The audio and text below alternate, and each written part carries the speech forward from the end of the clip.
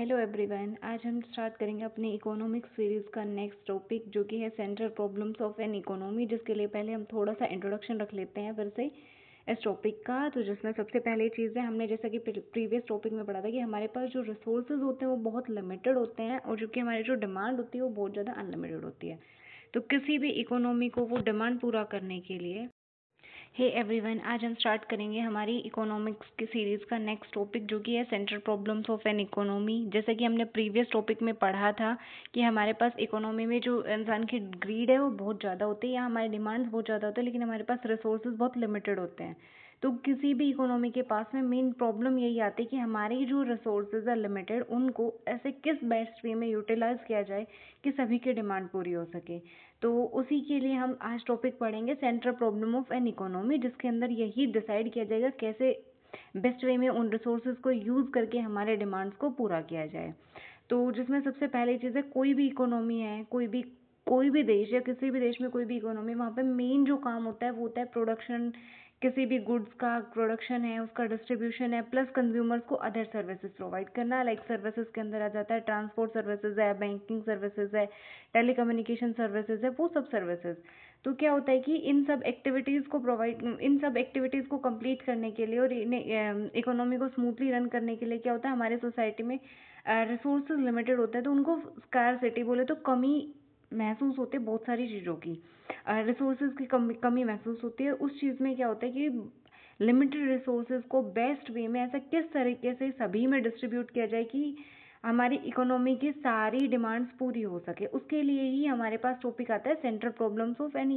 हमारी इकोनॉमी में जो स्कैरसिटी होती है रिसोर्सेज की, उससे डील करते टाइम हमारी जो इकोनॉमी है या हम सभी जो है उन रिसोर्सेज को डिस्ट्रीब्यूट करते टाइम कुछ बेसिक प्रॉब्लम्स को फेस करते हैं, जिसको हमने इकोनॉमी के टर्म में 3 वे में डिवाइड किया हुआ है, 3 तरह से।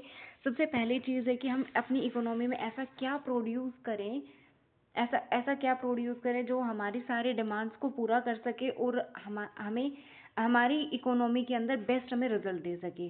सबसे मेन चीज़ ये हो गई। उसके बाद में हमारा सेकंड टॉपिक आता है कि जब हमने ये डिसाइड कर लिया कि हम क्या प्रोड्यूस करें, तो उसके बाद ये डिसाइड करना होता है उस चीज़ को प्रोड्यूस किस तरह से किया जाए और किस तरह से प्रोड्यूस किया जाए। ये डिसाइड करने के बाद में हमारे पास जो थर्ड टॉपिक आता है वो आता है कि हम किसके लिए प्रोड्यूस करें। हमारे पास बहुत सारे लेवल पे कंज्यूमर्स होते हैं, प्लस इकोनॉमी में बहुत सारी कंपनीज होती हैं। हम दोबारा मैन्युफैक्चर करने के लिए करें, एंड कंज्यूमर के यूज़ के लिए करें, या middle class, higher class, lower class, किस क्लास के कंज्यूमर्स के लिए हम उस गुड को प्रोड्यूस करें, ये सारी चीज़ें हमें डिसाइड करनी होते हैं। इसी के लिए हमें रिसोर्सेज को बेस्ट वे में एलोकेट करते टाइम ये चीज़ें देखनी होती है और इन्हीं प्रॉब्लम्स को कोई भी इकोनॉमी फेस करते जो।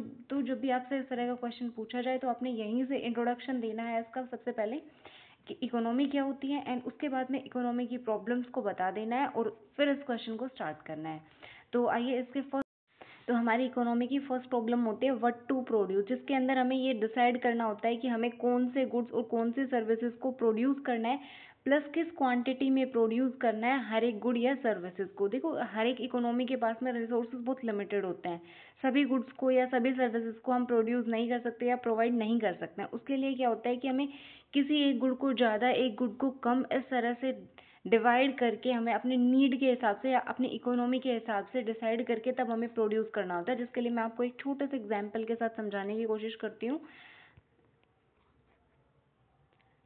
जो जो हमारा एग्जाम्पल है उसमें ये, जैसे हमारे पास मान लो ये एक लैंड का टुकड़ा है, 2 एकड़ लैंड है। तो इसमें हमें शुगर है और दूसरा हमारे पास हमने वीट प्रोड्यूस करना है। तो अब दोनों को किस बेस्ट वे में इस लैंड को यूज़ किया जाए कि हमारी दोनों की डिमांड पूरी हो जाए, हम शुगर भी प्रोड्यूस कर सकें और वीट भी प्रोड्यूस कर सकें।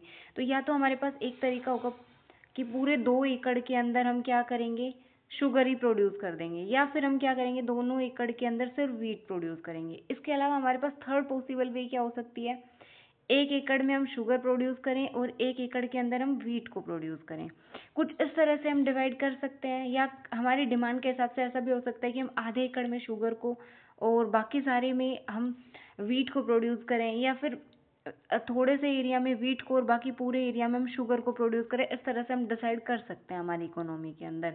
तो ये सारी चीज़ें जो डिसाइड करते हैं हम, वो सारी चीज़ें व्हाट टू प्रोड्यूस में आते हैं।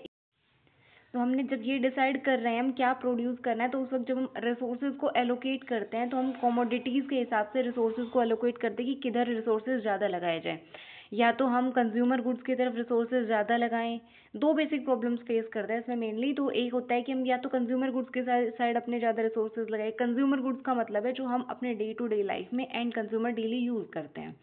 या फिर हम अपने ज़्यादा गुड्स को, ज़्यादा कैपिटल को या ज़्यादा रिसोर्सेज को हम कैपिटल गुड्स के प्रोडक्शन के अंदर लगाएं। अच्छा, कैपिटल गुड्स वो गुड्स होते हैं जिनका यूज़ करके हम कोई भी नया गुड्स बना सकते हैं। जैसे कि हम एक मशीनरी लें, मशीनरी बनाएं और वो मशीनरी जो है उससे हम कपड़े बना रहे हैं, तो वो क्या है, वो मशीनरी जो हमने कपड़े बनाने के लिए यूज़ की वो मशीन कैपिटल गुड है। तो ये जो कैपिटल गुड्स है इनका यूज़ करें, इनका ज़्यादा प्रोडक्शन करें, या फिर हम कंज्यूमर गुड्स का ज़्यादा प्रोडक्शन करें।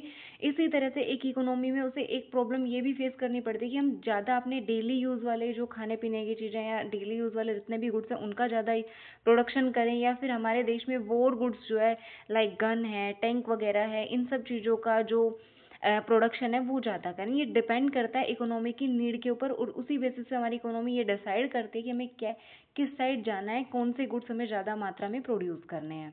उसके बाद में जब हमने ये डिसाइड कर लिया कि कौन से गुड्स हमने प्रोड्यूस करने हैं, उसके बाद में उन गुड्स की हमें क्वांटिटी डिसाइड करनी होती है। जैसे कि हमने थोड़ा सा पहले देखा कि हमने 2 एकड़ के अंदर शुगर और वीट को जो डिसाइड करना था, तो कितनी क्वांटिटी में मैं वीट प्रोड्यूस करूँ और कितनी क्वांटिटी में मैं जो शुगर को प्रोड्यूस करूँ। वो जो एग्जाम्पल है वो यहाँ पे हाउ मच टू प्रोड्यूस के अंदर परफेक्टली फिट होता है, जिसमें हर इकोनॉमी में डिसाइड करना होता है कि लिमिटेड जो लैंड है या लिमिटेड जो हमारा रिसोर्सेज है उसमें कितनी क्वांटिटी में हम किस गुड्स को कितना क्वांटिटी में प्रोड्यूस करें। लाइक कंज्यूमर गुड्स को ज़्यादा प्रोड्यूस करें, या कैपिटल गुड्स को ज़्यादा प्रोड्यूस करें, या फिर सिविल गुड्स को ज़्यादा प्रोड्यूस करें, या वॉर गुड्स को ज़्यादा प्रोड्यूस करें। इस तरह से हमें डिसाइड करना पड़ता है, जो हमारी इकोनॉमी की बेसिक प्रॉब्लम हो जाती है, सेंट्रल प्रॉब्लम हो जाती है कि किस गुड को ज़्यादा प्रोड्यूस किया जाए, जो कि डिसाइड करती है हमारी गवर्नमेंट।